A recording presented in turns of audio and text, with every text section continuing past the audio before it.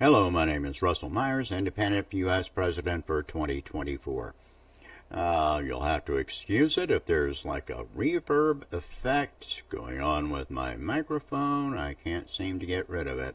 Can't find the right settings. Anyway, so you keep hearing how healthy the economy is and all of this kind of thing.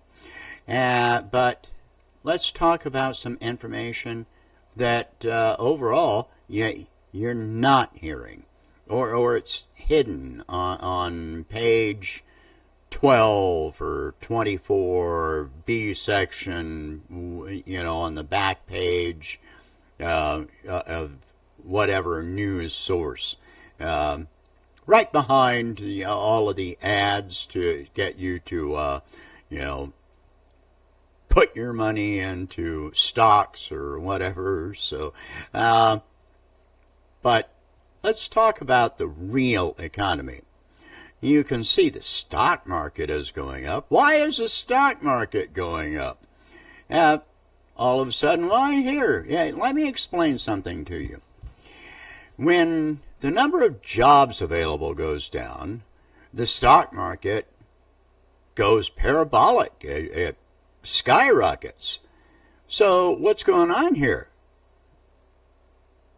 Here you go. All right, this is from the Bureau of Labor Statistics.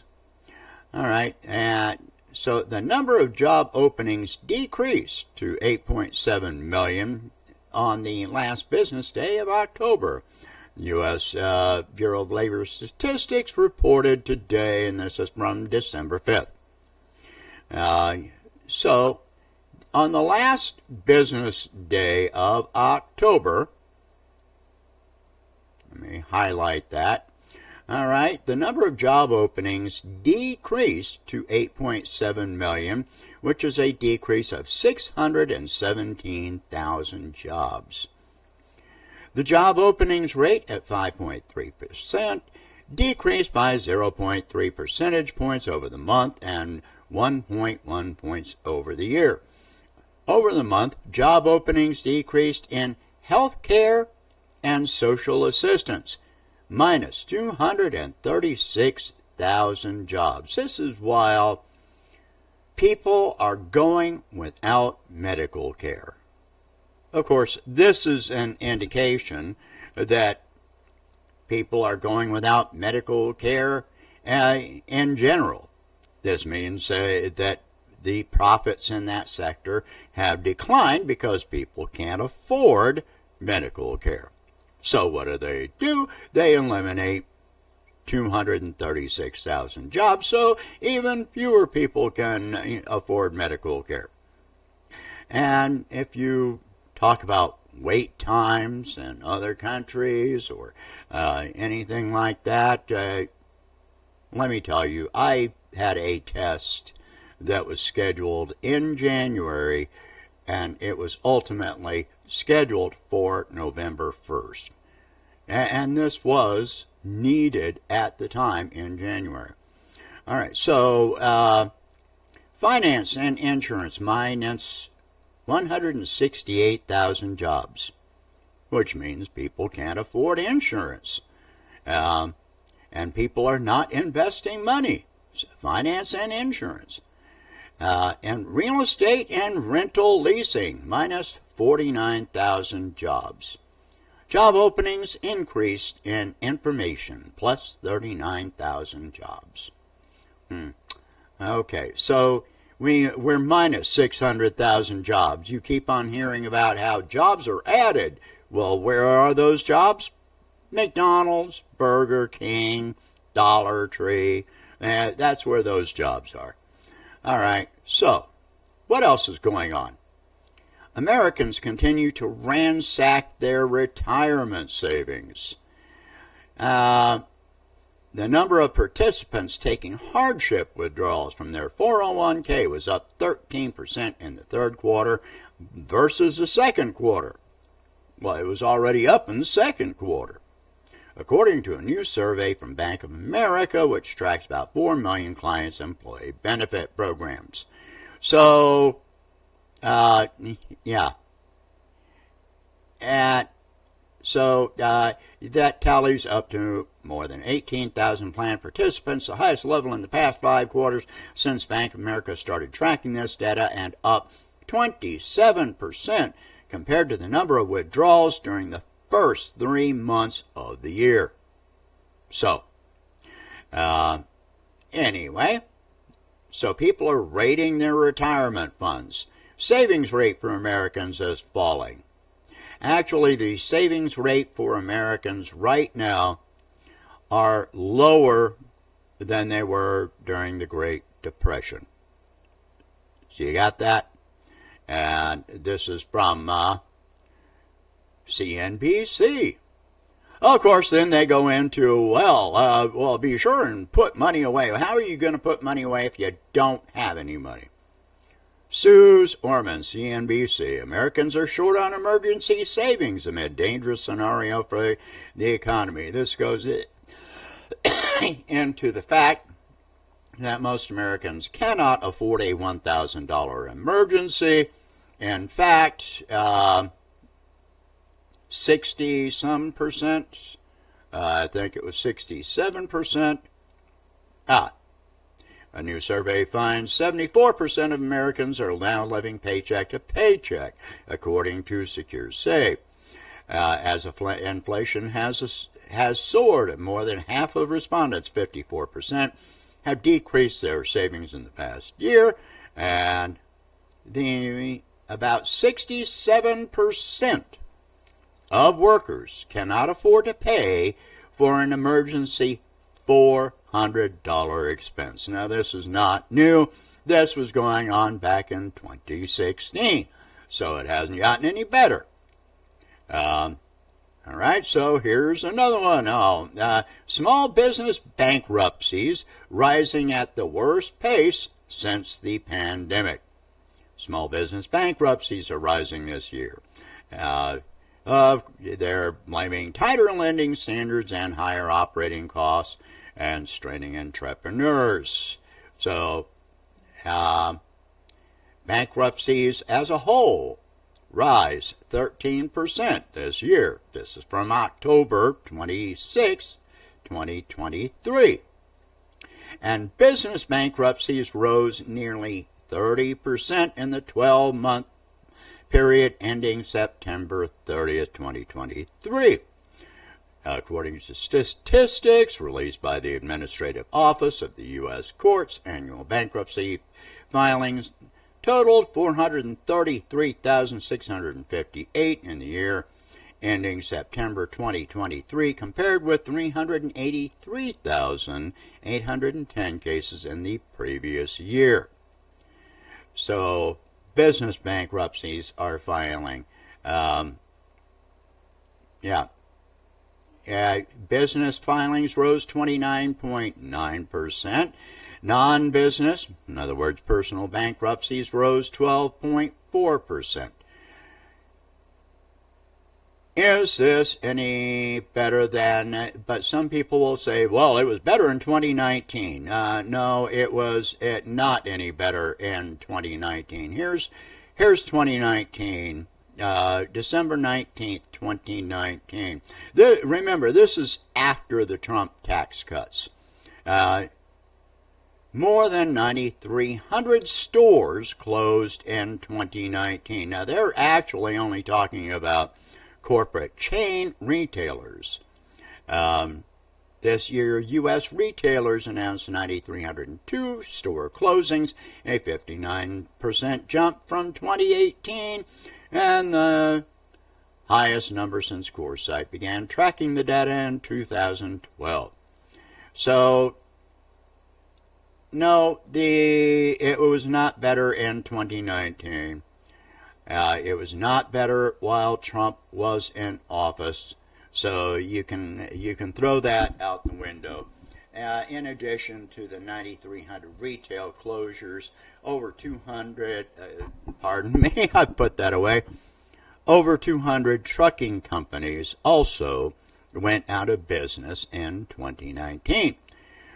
So those store closures happened because of reduced consumer spending. This has been coming and continuously for years. You can't blame the pandemic. You can't necessarily, yeah, you can blame whoever is in office, but it's been the same from one person to another, to another, to another that has been in office. What are we going to do? How are you going to improve the economy? Oh, well, trickle down economics. Yeah, because that worked, because, the tax cuts for the wealthy really increased, consumer worker incomes and resulted in, 9,300 store closures in 2019. Biden, with his Bidenomics, is resulting in 600,000 job losses just this year. So, no, one person after another, if consumers do not have incomes, then the economy cannot improve, and it's going to continue to get worse. You can blame the interest rates. 2019, we had near zero interest rates. By September of 2019, the Fed was engaging in the repo market bailout, which is a whole different subject. You'd have to look that up yourself. But that was bailing out failing banks that had issued risky loans.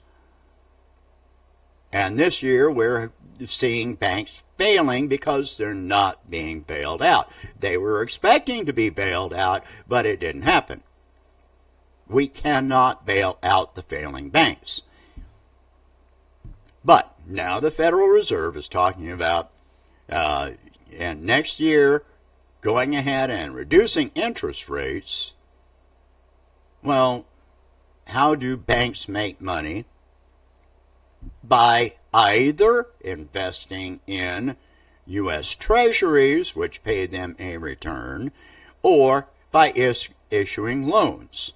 Well, if they aren't making anything from the Federal Reserve and from U.S. Treasuries, then to make money just to tread water, they have to issue increasingly risky loans, and that's what happened while the interest rates were so low. They were issuing riskier and riskier loans. That's what happened back in 2008. That's what happened to us. And look what the result was. But this time it's going to be a lot bigger. Consumer credit has exceeded $1 trillion. We can't keep issuing debt. The Treasury is talking about buying back bonds. What are they going to buy it with? They're still issuing new debt. So they're going to issue debt to buy back debt? How does that even work? That makes no sense at all. Unless they are expecting the Federal Reserve to buy up all of their debt.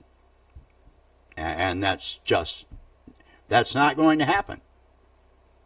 Are we heading back into quantitative easing? Yeah, that because that was so successful. All right, so if we want to improve our economy, we need several things. We need jobs, living wage jobs.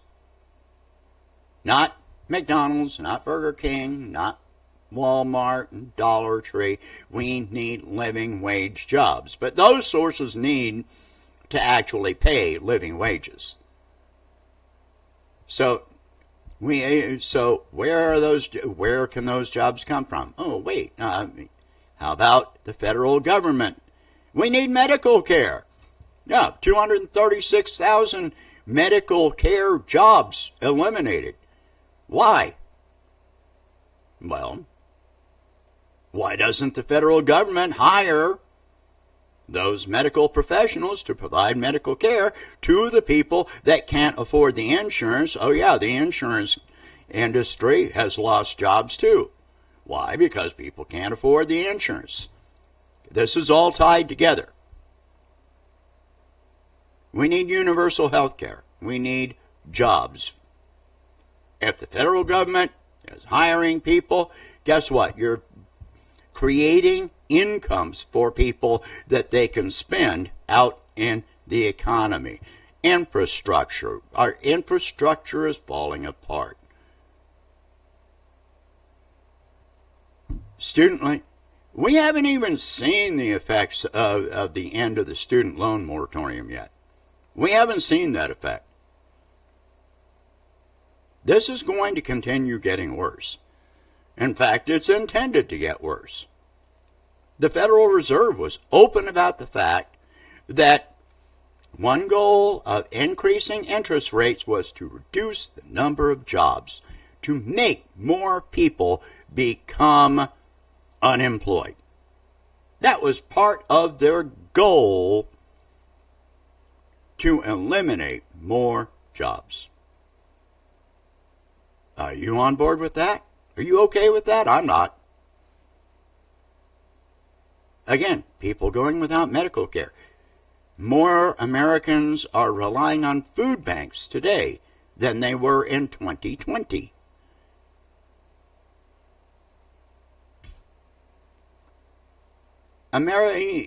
At least half of Americans are food insecure at this point. Somewhere around half of Americans are food insecure. Well, get ready, because it's going to get worse. Trump isn't. You can vote for Trump. Trump isn't going to fix it. You can vote for RFK Jr., who says the free market is going to fix everything. He's a libertarian. Who has any plans for this? I'm the only one that's actually coming out with literal plans. They give you ideology. They give you lip service. I actually state, this is what I will do. I will create jobs. Talk about these subjects. Think about these things. Talk about these things. Talk far and wide. Share this video. If you can afford it, please donate whatever you can to help expand this campaign, and I will catch you in the next one. Thank you for watching. I hope you have a good day. And happy holidays to all of you. I don't care what holiday, if any, you happen to observe. Thank you very much.